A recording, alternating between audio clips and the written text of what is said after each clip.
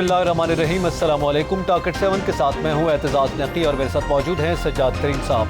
नाज़रीन, आज के प्रोग्राम में हम जिक्र करेंगे सानेहा बल्दिया फैक्ट्री का तहरीरी फैसला इंसदाद दहशतगर्दी अदालत ने जारी कर दिया है, जिसके तहत रहमान भोला और ज़ुबैर चरिया को 264 मरतबा सज़ाए मौत का हुक्म सुनाया गया है। इसकी डिटेल्स और इसके मुख्तलिफ जावियों के हवाले से गुफ्तगू करेंगे।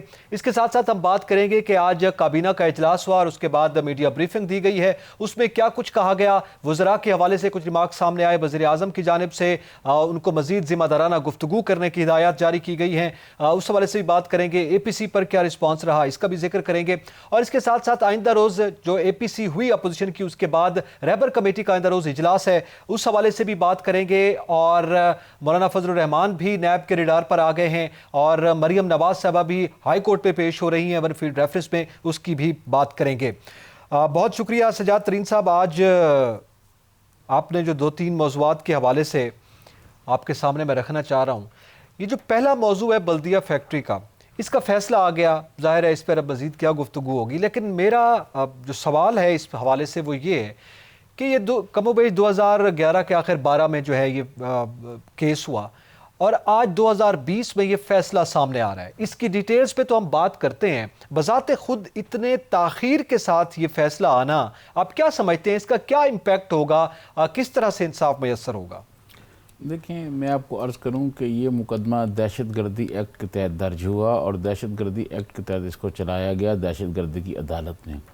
दहशतगर्दी एक्ट 1997 जो था, उसमें ये कहा गया था कि बहुत ज़्यादा अगर कोई फ़ैसला लेट होगा तो वो ज़्यादा से ज़्यादा 8 हफ्तों में आ जाएगा, 2 महीने में आ जाएगा।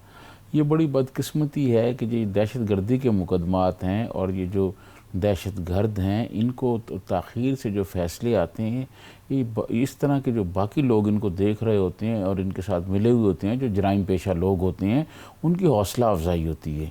मैं समझता हूँ कि ये अदालतों को इस हवाले से जो टाइम है उस पर ज़रा नज़रसानी करनी चाहिए, बहुत ज़्यादा है। अभी इस मुकदमे की हाई कोर्ट में अपील होगी, फिर सुप्रीम कोर्ट में अपील होगी, तो वो बहुत टाइम लग जाएगा, फिर मालूम नहीं कब उसका ये फ़ैसला होगा। अगले 2030 में आता है फ़ैसला फ़ाइनल, या उससे पहले कहीं आता है। ये अगर टाइम ऐसे केसेस का हो जाए और आला अदालतें जो हैं वो पाबंद कर दें बाकी मतहत अदालतों को भी, तो इससे लोगों को जो एक जुल्म और बर्बरियत के ख़िलाफ़ लोगों को ये हो कि अगर कोई आदमी किसी के साथ जुल्म करेगा तो उसको फ़ौरन सज़ा मिल जाएगी। ये ताख़ीर की वजह से बड़े मसाइल पैदा होते हैं। अच्छा, ये जो वाक़या हुआ, देखें, इस वाक़या के बाद ये जो रहमान भोला हैं, ये यहाँ से भाग के मुल्क से बाहर चले गए, फिर इनको इंटरपोल के ज़रिए लाया गया। ये वारदात शुरू हुई, ये इस वारदात से पहले फैक्ट्री के जो मालकान थे उनसे 25 करोड़ रुपये भत्ता मांगा गया और उन्होंने जब भत्ता देने से इनकार किया तो उसके बाद ये इसको आग लगा दी गई। अब ये अकेला रहमान भोला या उनका साथी जो है ज़ुबैर चरिया जो है, ये अकेले 2 आदमी नहीं कर सकते कि अपने कोई आदमी अकेला हो और वो फ़र्द वाहिद हो और वो इस किस्म की बदमाशी करे और फैक्ट्री मालकान से 25-25 करोड़ मांगे और फिर वो मुल्क से बाहर भी चला जाए। मैं समझता हूँ ये पूरा एक वहाँ पे एक तंजीम थी जिसका नेटवर्क था और वो ऑपरेशन इसी तरह करते थे, लोगों से पैसे मांगते थे, ताजरों से पैसे मांगते थे, भत्ताखोरी की एक बहुत फ़िज़ा बनी हुई थी और उस दौरान जब वो वारदात कर लेता था उनका आदमी तो उनको इधर उधर भेज दिया जाता था। ये बहुत सारे केसेस में हैं। अगर मैं अभी केसेस वो सुनाने शुरू करूं कि किस किस को कहाँ कहाँ भेजा गया और कौन कौन कहाँ से पकड़ा गया, तो वो एक बहुत लंबी दास्तान हो जाएगी। तो मैं ये समझता हूँ कि ये अदलिया को इस मामले में कम अज़ कम दहशतगर्दी के हवाले से जो मुकदमात हैं उनमें जल्द फैसले आने चाहिए, ताकि जल्द फैसले आएँ, लोगों को सज़ा हो और बाकी लोग इबरत बने। इन लोगों को निशाना इबरत बनाया जाए और बाकी लोग जो हैं वो खौफज़दा हों और वो खौफज़दा होकर इस तरह के कामों में मुलव्वज़ ना हों। अब इतनी ताख़ीर के बाद सज्जाद तरीन साहब, इसमें रऊफ़ सदीकी और उसके 4 साथियों को तो बरी किया गया। ज़ुबैर चरिया और रहमान भोला के हवाले से ये बात सामने आई है। हमाद सदीकी, अली हसन कादरी के जो है वो वारंट गिरफ्तारी जारी की गई, ये मफरूर हैं। अब जो लोग बरी किए गए हैं, 8 साल उन्होंने ज़ाहिर इसको फेस किया है मुकदमे को, और 8 साल बाद आज वो बरी हो रहे हैं। कमोबेश 8 साल हो गए इस मुकदमे को, तो ज़ाहिर है उस पर भी इसका एक इम्पैक्ट है, नफ्सियाती इम्पैक्ट भी होता है दीगर। और फिर जो पकड़े हुए हैं, चलें वो तो खैर फिर उम्र कैद सज़ा 264 बार हुई, वो तो आगे भी भुगतेंगे। जो मफरूर हैं उनके हवाले से भी अभी ये बात सामने आई है, और जैसे आपने ये हवाला दिया कि अभी वो अपील में जाएंगे, फिर ये मामलात आगे बढ़ेंगे, तो इसमें तो मेरे ख्याल में ये केस अपनी अफादियत खो नहीं देता 8-10 साल बाद। जी मैंने यही अर्ज किया ना कि इस पे और उन्होंने भी सजा भुगती ना। टाइम की पाबंदी होनी चाहिए ऐसे केसेस में, जो है ना टाइम की पाबंदी होनी चाहिए, और एक शार्ट टाइम में जो है ना जो दहशतगर्दी का ऑर्डिनेंस है, जो एक्ट है, उसमें जो टाइम तय किया गया उसमें फ़ैसले आने चाहिए। हमाद सिद्दीकी की आपने बात की, अब किसी को ये मालूम नहीं कि हमाद सिद्दीकी कहाँ हैं। और देखें बात यह, इसमें कोई अकेला आदमी नहीं हो सकता, कोई मास्टरमाइंड कौन था पीछे, पैसे किसके लिए मांगे जा रहे थे, वो पैसे कौन ले रहा था, पैसे किसके पास जाने थे, ये सारी वो बातें हैं जो कौम के सामने आनी चाहिए।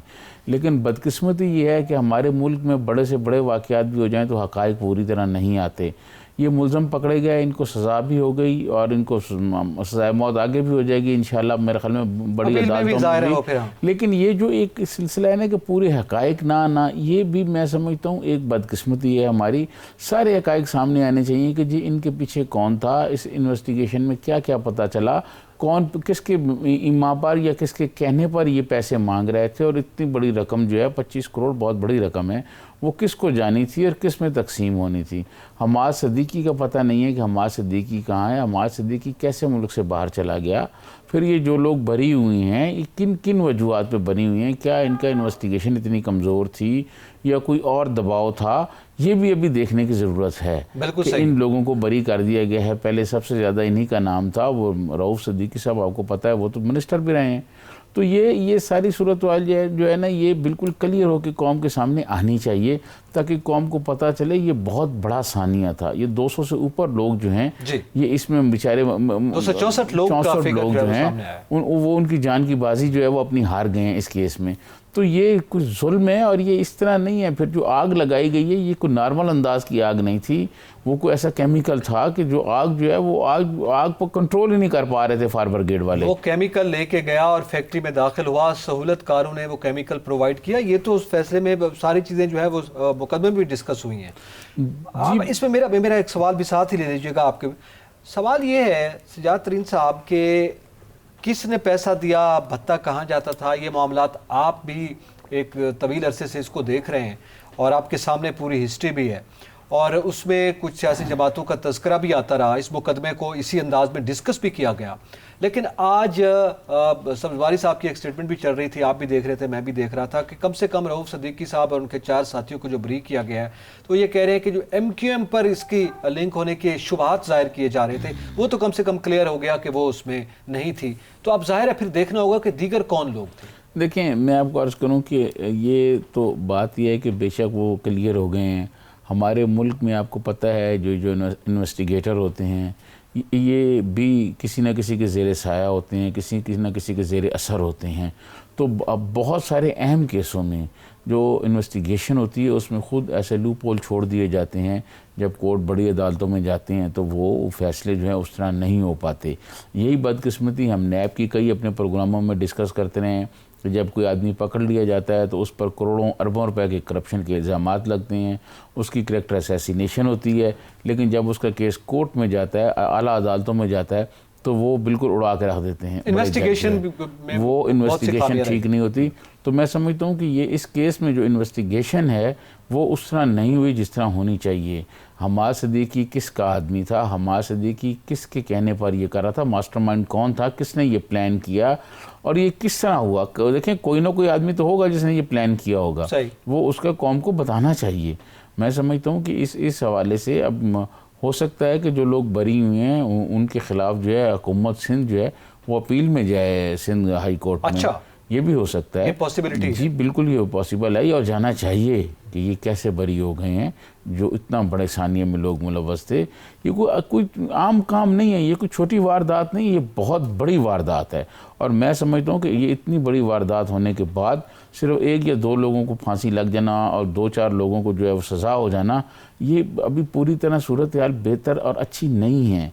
ये सूरत हाल उस वक्त होगी जब तमाम लोग इसमें प्लान करने वाले लोग, जो लोग फ़ायदा उठा रहे थे, जो पैसे मांग रहे थे, जिनको पैसे कम से कम वो तो कौम को बताया जाए कि इनके लिंक यहाँ तक मिलते हैं। अब जैसे आपने कहा कि रऊफ़ सिद्दीकी साहब बरी हो गए और कहा जा रहा है जी MKM से वो क्लियर हो गए, क्या लोगों को नहीं पता कराची में किस तरह तंजीमें ऑपरेट करती थी और किस तरह काम होते थे?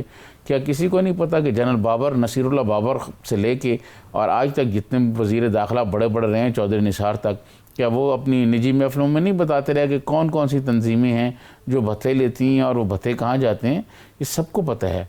इन्वेस्टिगेटर जो हैं ये खुद जान के लूप होल छोड़ देते हैं, जिसके नतीजे यही होते हैं। नहीं तो फिर इसका मतलब है कि वो बात की जाए ना कि इंसाफ तो ज़रूर हुआ होगा, मगर मुकम्मल इंसाफ होना चाहिए। देखिए, मैं आपको अर्ज़ करूँ, इंसाफ जो होता है ना, हम इंसाफ पे बिल्कुल बात करते हैं। मैं ये बात कर रहा था कि वक्त जो है बहुत ज़्यादा लगा, इस पर वक्त कम होना चाहिए, वक्त नहीं।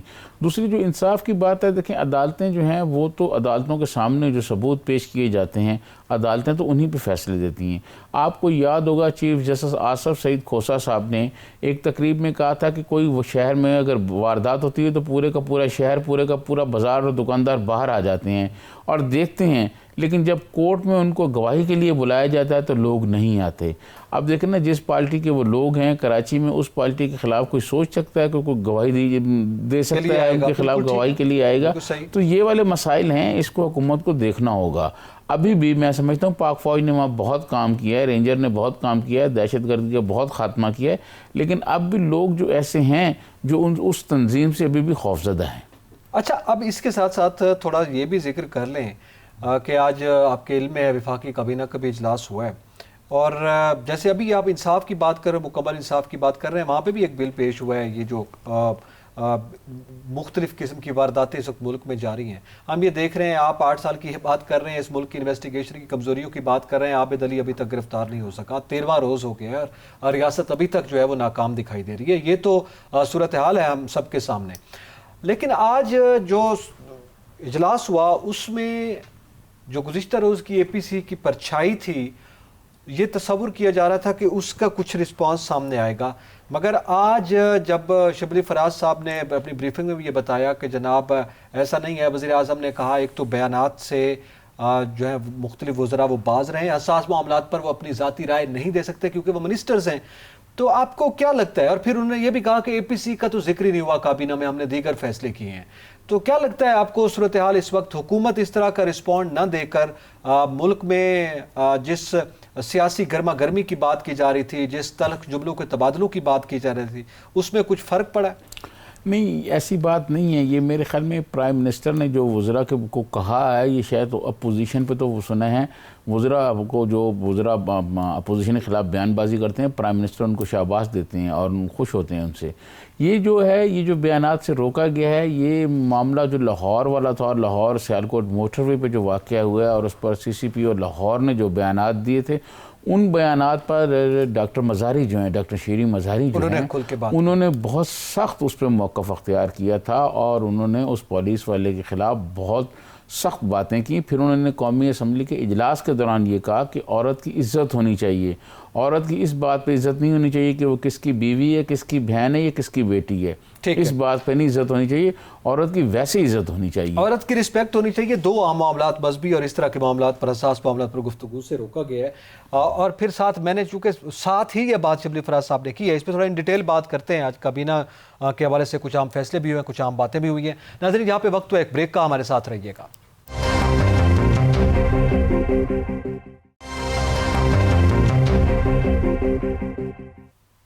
Welcome back. नाज़रीन, बात कर रहे हैं वफाकी काबीना में होने वाले अहम फैसलों के हवाले से, और बयानात का मामला था सजाद तरीन साहब, और उसमें जो ये बात की गई कि वज़ीर आज़म ने हसास मामलात पर गुफ्तगू न की जाए, आपने उसका जवाब दिया कि एक तो उस मामले पर है, मजहबी मामलात के हवाले से भी जो जिक्र चल रहा था उससे भी रोका गया है। इसके साथ साथ ये कि वज़रा उस पर फजूल बयानात न दें, ये वज़ीर आज़म की जानिब से वज़रा को इस किस्म की हिदायत, सख्त किस्म की मेरे ख्याल में एक हिदायत है जो ये बात की गई है। क्या इससे पहले कुछ ऐसा रूनुमा हुआ है, इसकी कुछ शिकायत मौजूद थी या जनरली कहा गया? नहीं, आप जिस तरफ इशारा कर रहे हैं नकी साहब, आपने बड़ी खूबसूरत अंदाज में वो बात की है।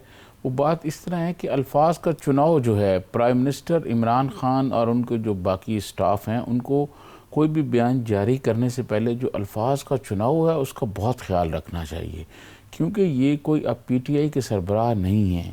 और अपोजिशन जो प्राइम मिनिस्टर पर तनकीद करती है वो उसमें ज़्यादातर आपने देखा होगा अपोजिशन की तरफ से ये कहा जाता है कि जी आज भी ये कंटेनर पे खड़े हुए हैं, कंटेनर वाली बातें करते हैं।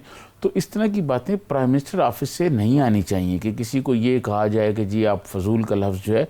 तो अल्फाज का चुनाव जो है वो बहुत मोहतात होकर करना चाहिए और इस पर प्राइम मिनिस्टर को ये देखना चाहिए कि ये इस किस्म का बयान कैसे जारी हो गया। यकीनन प्राइम मिनिस्टर ने ये कहा होगा, प्राइम मिनिस्टर से अप्रूवल ली गई होगी। तो मैं समझता हूँ कि अगर ये किसी को आप बुला के कह दें सामने तो वो एक और बात है, लेकिन आप मीडिया के लिए इस तरह का कोई जुमला जारी कर दें, इससे वज़रा की जो रिस्पेक्ट है उसमें कमी आएगी। ये नहीं होगा कि कोई प्राइम, ऐसे लगेगा जैसे प्राइम मिनिस्टर के नज़दीक इनकी कोई अहमियत नहीं है। वज़रा की बहुत अहमियत होती है और इनमें बहुत सारे लोग तो वो हैं जो लाखों लोग वोट लेके आए हैं, मुंतखब होके आए हैं। कुछ एडवाइज़र ऐसे हैं जो प्राइम मिनिस्टर रखे हुए हैं जो वज़रा के उस पर काम कर रहे हैं, कलमदान उनके पास वफाकी वज़रा का है, वो मुंतखब होकर नहीं आए। लेकिन बहुत सारे लोग ऐसे हैं जो अवाम के नुमाइंदे हैं और वो पार्लिमान का हिस्सा हैं, पार्लिमान के नुमाइंदे हैं, पार्लिमान के मेंबर हैं। उनके बारे में प्राइम मिनिस्टर ऑफिस से इस किस्म की गुफ्तगू मेरे ख्याल में ये कोई अच्छा रवैया नहीं है और न ये कोई अच्छी रवायत है। ये जब अपोजिशन को जब अगले 2-4 दिन में फिर मौका मिलेगा तो वो जो जहाँ और बहुत सी चीज़ों पर तनकीद करेंगे वो वज़रा के लिए इस बात पर भी वज़रा पर तनकीद करेंगे कि प्राइम मिनिस्टर तो खुद आपके बारे में ये कह रहे हैं। ये टीवी टॉक शो उस पर होंगे जी बाकायदा। अच्छा, ये तो जाहिर है हसास मामलात का जिक्र किया गया है ना, क्या आप समझते हैं कि इसमें अपोजिशन वाला पहलू भी शामिल है कि वज़ीर आज़म ये कह रहे हैं कि आप पार्लिमानी ज़ुबान का इस्तेमाल करें या महज़ब ज़बान का इस्तेमाल करें? आपके इल्म में होगा पार्लियामेंट का प्लेटफॉर्म था, गुज़िश्ता हफ्ते की बात है, वज़ीर आज़म ने कौमी असम्बली के प्लेटफॉर्म पर खड़े होकर इसहाक डार साहब के हवाले से जिस तरह से ज़ाती तौर पर मिसाल दे के बात की है उस पर भी बड़ी तनकीद की गई है। तो ख़ुद वज़ीर आज़म भी मेरे ख्याल में वो ये कर रहे हैं। अपोजिशन का पहलू इसमें शामिल है, आप समझते हैं? देखिए, मैं आपको अर्ज़ करूं कि इसमें मेरे ख्याल में अपोजिशन के हवाले से मैंने पहले ही कहा कि ऐसी शायद बात नहीं होगी, क्योंकि प्राइम मिनिस्टर उन लोगों को ज़्यादा अप्रिशिएट करते हैं, उनकी तारीफ़ करते हैं जो अपोजिशन पर ज़्यादा सख्त बातें करते हैं, जिसमें आपको पता है मुराद सईद साहब जो हैं वो नंबर 1 हैं। और अच्छा हुआ कि जो कल प्रेस कॉन्फ्रेंस हुई उसमें संजीदा लोग आके बैठे और उन्होंने संजीदा लोगों ने जवाब दिया। मैं ये समझता हूँ कि प्राइम मिनिस्टर इमरान खान को जो है ना, जैसे मैंने पहले कहा कि अपोजिशन कहती है कि आज भी वो कंटेनर पे डी चौक पे खड़े हुए हैं, अब अपने आप को ये एक बात सोचनी होगी कि वो मुल्क के प्राइम मिनिस्टर हैं, वो पीटीआई के सरबराह नहीं हैं। और देखें, बात यह है कि आपने पूरे मुल्क को लेके साथ चलना है।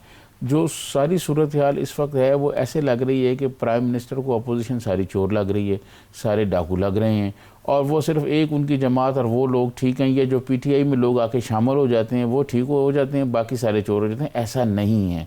अपोजिशन में सारे के सारे लोगों पर इल्ज़ामात नहीं हैं, उनके चंद लोग हैं जिन पे इल्ज़ामात हैं, जो नैब का सामना भी कर रहे हैं, जो जेलों में भी गए हैं, कुछ जमानतों भी हैं।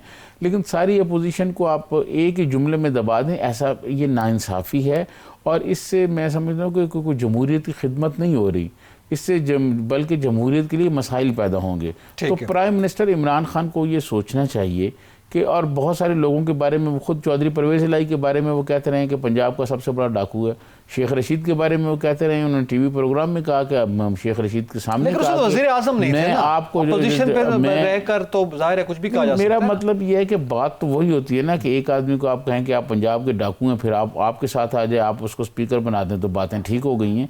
ये सारी प्राइम मिनिस्टर इमरान खान को बहुत एहतियात करनी चाहिए। ये इस तरह जुमलों की अदायगी वज़ीर आज़म की जानिब से कहना, और जो आपने इसहाक डार वाली बात की, जो उन्होंने उनके वालिद साहब का जिक्र किया, ये बिल्कुल ऐसा नहीं करना चाहिए था। मैं समझता हूँ प्राइम मिनिस्टर को ज़ातियात पे गुफ्तगू नहीं करनी चाहिए, प्राइम मिनिस्टर को उनकी पॉलिसियों पे गुफ्तगू करनी चाहिए। तो वो ज़रा को मना कर रहे हैं, खुद कर रहे हैं। मैं तो यही वो बात कर रहा हूँ ना कि कुछ ना कुछ मेरे ख्याल में मामलात खुद भी देखता हूं। वज़रा को मैं बार बार आपको जो बात समझाने को, वज़रा को इस बात पे मना नहीं किया जा रहा कि वो अपोजिशन के हवाले से बात ना करें। वज़रा को बाकी जो मामलात हैं, जो बाकी हसास मामलात हैं, उन पर बात ना की जाए, उनसे हुकूमत के लिए मसाइल पैदा होंगे। ये एक बड़ी वजह है ना, कि दूसरी वजह है जिसके आप हवाला दे रहे हैं। अच्छा, इसके साथ आज काबीना में जो बताया गया, जो 2 अहम फैसले हुए, एक तो मुसवदा पेश किया शहजाद अकबर साहब ने, और वो जिनसी जराइम के हवाले से है, आपके सामने मोटरवे जो केस हुआ उसके मामलात के हवाले से है कि जो इस तरह के वाक़यात सिर्फ एक केस नहीं है बल्कि हमारे सामने रोज़ाना ये खबरें मौजूद हैं। तो उस पर सख्त सज़ाओं का मामला है। एक तो ये बड़ी अहम पेशरफ्त हुई है, आप क्या समझते हैं, इसको फौरी तौर पे इम्प्लीमेंट हो जाना चाहिए, मंजूर करवा लेना चाहिए? देखिए, मैं आपको अर्ज़ करूं कि ये इसमें कवानीन इसीलिए ही बनते हैं कि इंसानों को ज़्यादा से ज़्यादा सहूलियात दी जाए, उनके जान और माल की हिफाजत की जाए। तो ये जिनसी जराइम के हवाले से सख्त कवानीन बनाने की ज़रूरत मुआशरे में महसूस की जा रही है, क्योंकि जिस किस्म के जराइम हो रहे हैं, अगर उसी किस्म के सख्त कवानीन न बने तो ये बहुत नुकसान होगा। मुआशरा हमारा किस तरफ जा रहा है, तो ये मैं समझता हूँ ये बहुत अच्छी बात है। हुकूमत बहुत अच्छा कर रही है कि इस हवाले से जल्द बिल लाए और कौमी असम्बली से उसे मंजूर कराया जाए, और ये मैं समझता हूँ इस पर फिर अमल दरामद कराया जाए। जैसे मैंने पहले कहा हमाद सदीकी और बल्दिया फैक्ट्री के केस में कि इसमें टाइमिंग होनी चाहिए कि जब मुलज़म पकड़ा जाए इनके लिए स्पेशल कोर्ट्स हों, और उन कोर्ट्स में के पास टाइम हो कि इतने दिनों में जो है ना इनका फैसला करना है, और इतने दिनों ने अपील करनी है, ताकि वो मामला हफ्तों में तय हो जाए, वो मामला लंबा ना हो। लंबा होने से जो है ना फिर वो लोगों को पता है कि सज़ा ही नहीं होती, सज़ा ही नहीं मिलती। लोगों को जब तक सज़ा नहीं मिलेगी ऐसे जराइम और ऐसे मसाइल से जो है हम बच नहीं सकेंगे। हमें ज़रूरी है कि सबसे पहले हम ये कानून बनाएं, एक सख्त कवानीन होने चाहिए, और उन कवानीन पर फिर अमल दरामद हो, और अमल दरामद जो है वो शॉर्ट टाइम में हो। ऐसा नहीं कि एक जुर्म जो है वो 12 में हुआ और उसका 20 में आके फैसला हुआ है, ये फिर बहुत टाइम हो जाता है और इसलिए फिर बड़े मसाइल पैदा होते हैं। ठीक है। अच्छा, इसके साथ दूसरा जो अहम फैसला हुआ है वो ये हुआ है कि स्कूल्स खोले जा रहे हैं, और ज़ाहिर इसका इंतज़ार भी किया जा रहा था, ये आज फैसला होना था। और उसमें जो 6ठी से 8वीं तक के जो स्कूल्स अभी तक बंद थे बच्चों के क्लासेस के, वो खोले जा रहे हैं, और उस पर NCOC में ने चूँकि ये इजाज़त दे दी है। सिंध में 28 से खुलेंगे, लेकिन पंजाब में और दीगर जो वफाक के ज़र इंतज़ाम इलाके वहाँ खुल जाएंगे। तो इस हवाले से आप क्या समझते हैं, क्योंकि एक जानिब ज़ाहिर है कोरोना पे भी हमने कंट्रोल किया और स्कूल भी खुलने जा रहे हैं, तो एक बेहतर फ़ज़ा जो है वो कायम हो रही है। देखिए, मैं समझता हूँ कि प्राइम मिनिस्टर इमरान खान की जो पॉलिसी थी कोरोना के हवाले से वो बहुत बेहतर रही है, दुनिया उसको मान रही है। और वो जो सिलेक्टिव लॉकडाउन था कि इलाका को मुंतखब किया, फिर वहाँ लॉकडाउन किया, वो एक बेहतर तरीक़ाकार साबित हुआ है। तो उससे हमने कुछ मौला ने हम पर करम भी किया है, हमारे मुल्क पर, तो जिसकी वजह से मैं समझता हूँ कि कोरोना उस तरह नहीं फैल सका जैसे हमारे पड़ोस में फैला है या कहीं और ममालिक में फैला है। इस पर काफ़ी सूरत हाल बेहतर हो गई। अब पहले बड़े बच्चों के स्कूल खोले गए, अब छोटे बच्चों के स्कूल खोले जा रहे हैं। इसमें अब वालिदैन की बहुत बड़ी जिम्मेदारी है कि बच्चों को वो जब भेजें तो कोरोना के लिए जो हुकूमत ने SOP जारी किया है उस SOP पर अमल करना चाहिए। बच्चों को मास्क लगाने चाहिए, बच्चों को और जो हदायतनामे हैं, बच्चों को जैसे कहा गया है कि लंच जो है घर से लेके आएँ, फिर स्कूल में जो उनको बच्चों को बिठाने का क्लासों में जो तरीक़ाकार है उस SOP पर अमल होना बहुत ज़रूरी है। अगर उन पर अमल नहीं होगा तो फिर मसाइल पैदा होंगे। तो मैं आपके कमेंट चाहूँगा कि ज़ाहिर है आपको याद होगा इससे कुछ अर्सा पहले भारत की जानिब से इश्तियाल अंगेज़ी की जो कोशिश की जा रही थी, तो हमारे चीफ ऑफ आर्मी स्टाफ ने भी ये कहा था कि हमारी फ़ौज जो है वो तैयार रहे, अपनी जंगी तैयारियों को मज़ीद तेज़ किया जाए। तो इस हवाले से अब ये मादर वतन के दिफा के लिए जिस किस्म की टेक्नोलॉजी और मशकों का आगाज़ हुआ है, क्या समझते हैं आप? देखें नकी साहब, मैं आपको अर्ज़ करूं कि पाक फ़ौज जो है वो दुश्मन को जवाब देने के लिए हर वक्त तैयार रहती है, और हम जो रात को आराम से सुकून से सोते हैं उसकी वजह पाक फ़ौज है। पाक फ़ौज जो है वो हमारी सरहदों की हिफाजत करती है, और इसी तरह मैं समझता हूँ हमारी जो इंटेलिजेंस एजेंसी ISI वो हमारी दिफाई फ्रंट लाइन है, वो हमारी दिफाई फ्रंट लाइन है जिसकी जो दुश्मन के हर किस्म की हरकत पर नज़र रखती है। लेकिन बदकिस्मती ये है कि एक पिछले दिनों जो कॉन्फ्रेंस हुई उसमें हम पाक अफवाज पर जो तनकीद की गई, मैं समझता हूँ ऐसा नहीं होना चाहिए। ये जग हसाई वाली बात है, इससे लोगों को, हमारे दुश्मनों को मौका मिलता है फिर अपनी मर्ज़ी की बात कहने की। पाक फ़ौज जो है उसकी बड़ी खिदमत हैं। आपने देखा होगा छोटी छोटी उम्र के नौजवान लड़के हैं जिनकी शहादतें हुई हैं, जिनकी तस्वीरें आती हैं, उनके बच्चे देखें, फिर उनकी वालिदैन देखें, बूढ़े बूढ़े वालिदैन हैं। तो जान की कुर्बानी देना कोई आम काम नहीं है, आसान काम नहीं है, ये बहुत बड़ा काम है। और हमारे दहशतगर्दी का सफाया किया पाक फ़ौज के जवान जो हैं वो हर वक्त मुल्क पर कुर्बान होने के लिए तैयार रहते हैं।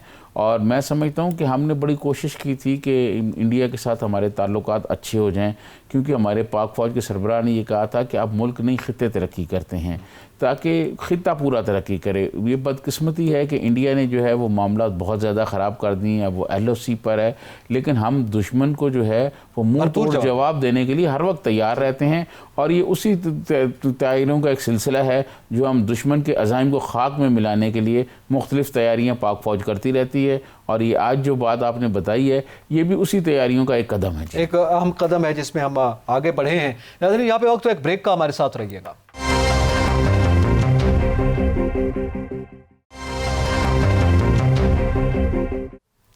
वेलकम बैक नाजरीन। प्रोग्राम चूँकि अपने अख्तामी मराइल में है और मैं सजाद तरीन साहब ये चाह रहा था कि जो सियासी इस वक्त मामला चल रहे हैं, APC हुई, आज के बाद APC का मामला है, फिर रहबर कमेटी का इजलास आइंदा रोज़ होना है।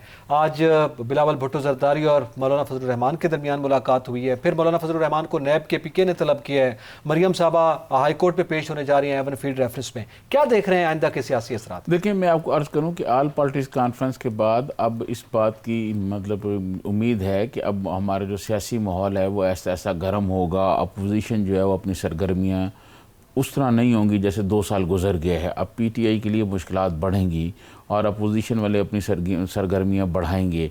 अब जैसे आपने कहा मरियम नवाज़ साहबा कल वहाँ जा रही हैं, यकीनन वो भी गुफ्तगू करेंगी और ऑल पार्टी कॉन्फ्रेंस में उनके वालिद मोहतरम ने जो गुफ्तगू की है वो मैं समझता हूँ कि उनकी ख्वाहिश और रजामंदी के मुताबिक की है। जो उनका बयानिया था वो मियाँ नवाज़ शरीफ ने वही बयानिया जो है वो सामने रखा है।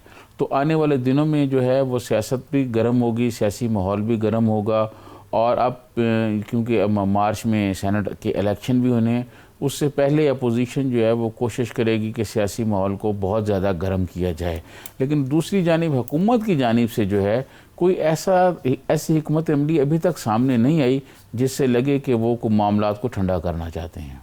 ठीक है, वक्त चूँकि ख़त्म हो गया है सजाद तरीन साहब, बिल्कुल इसी पॉइंट पे ही हम प्रोग्राम अख्ताम को पहुँचा है कि आने वाले दिनों में सियासी माहौल गर्म होगा, लेकिन देखना है कि हुकूमत उसे किस अंदाज में हैंडल करती है। एतजाज़ नकी और सजाद तरीन को इजाज़त दीजिए। अल्लाह हाफ़िज़।